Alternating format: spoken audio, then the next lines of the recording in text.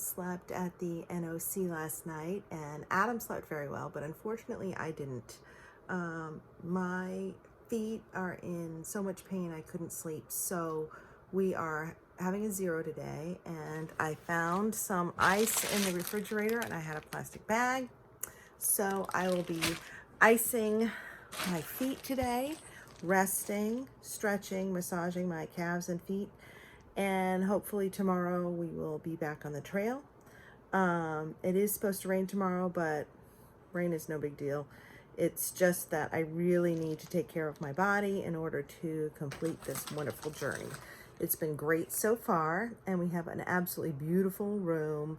The NOC is lovely, so we plan on just eating our trail food today, with the exception of going out to dinner again tonight at the nice restaurant. So at least we're in a nice place to rest, and cross my fingers that one day of rest and being good to myself will help me get back on the trail with little or no pain. So have a great day.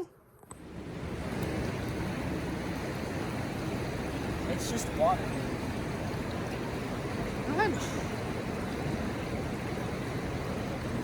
Is it cold? Yeah. Does it feel good? No. No. How long will you last? I don't know. I don't like this.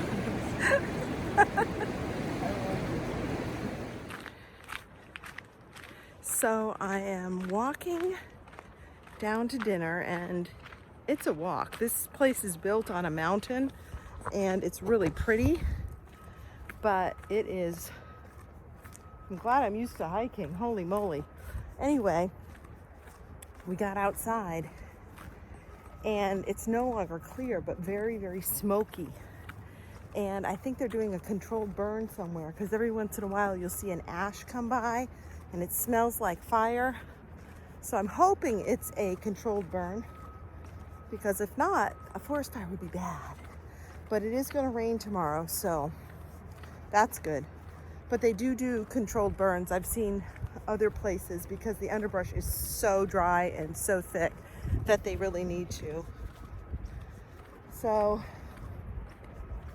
I don't know, it's weird. Hello, I am at the NOC and we're having a very well needed day off.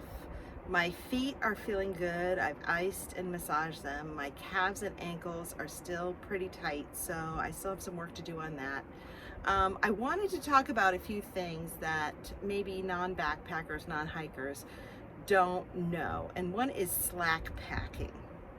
When someone slack packs, that means that they leave their pack with someone or somewhere, like a hotel room. They get a ride to the trail where they left off. They hike a distance without their pack, or just with a day pack with water and some food. And then they get picked up and go back and, you know, sleep in a hotel or hostel or whatever. And they get to put in miles without 30 pounds on their back. It helps so much. It helps with your mental attitude, your physical. It's wonderful. So if you can do it, that's another great thing. You may also, maybe not, but you may also be saying to yourself, gosh, you spend a lot of time in hotels and hostels. You know, it's about 50-50 at this point, tent or shelter versus on a bed. Well, being older and of a little means, you know, I put away some money for this. It's important to me and my health to stay as much as I can in a bed with a shower, doing laundry, because it makes me feel good and it'll help with my hike. Nothing in the rule book says that you have to stay in a tent the whole time when you're hiking the Appalachian Trail. If you're hiking the Appalachian Trail, that means you're putting your feet on that trail for nearly 2,200 miles. So if your way is to live in a camper and have somebody help you along the way, or if you want a tent the whole time, or if you can stay in hostels and hotels, It's whatever works for you. So this is what's working for us right now. Another thing I wanted to talk about is trekking poles. I hadn't hiked with trekking poles before, and I started. I will never go back.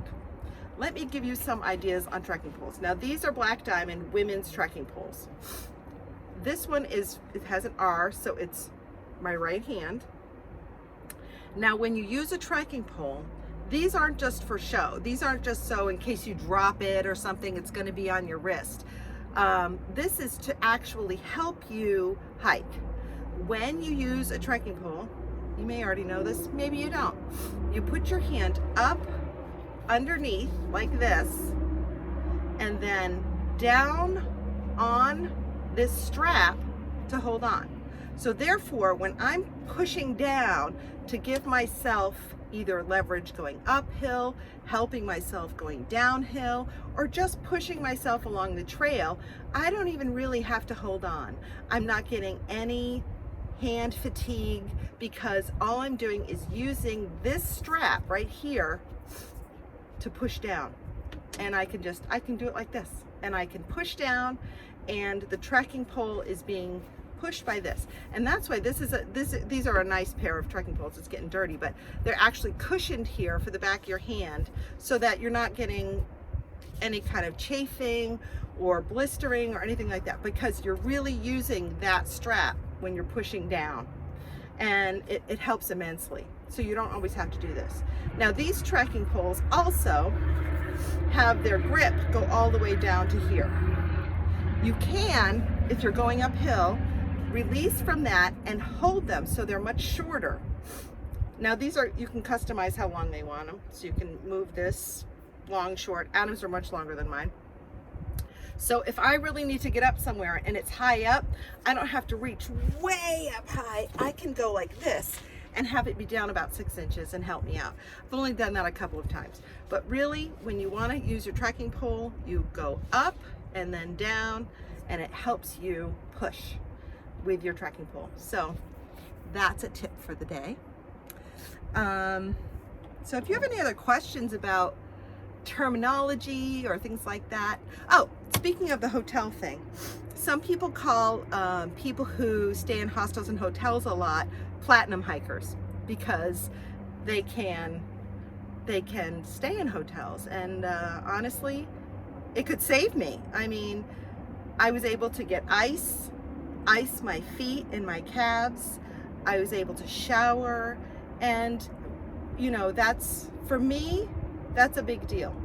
Maybe if I was 27, I probably maybe wouldn't need it as much, but you know, it's a big deal for me, so that's why I'm doing it.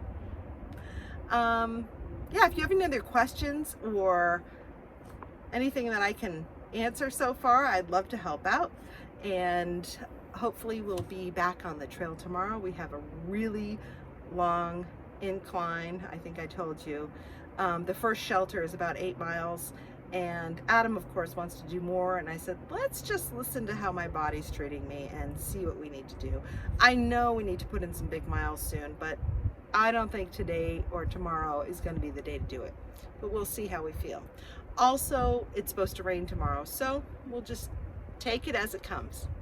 So thanks for following along, and thanks for being with me on our 0, which is a day you do 0 miles, and I will see you next time.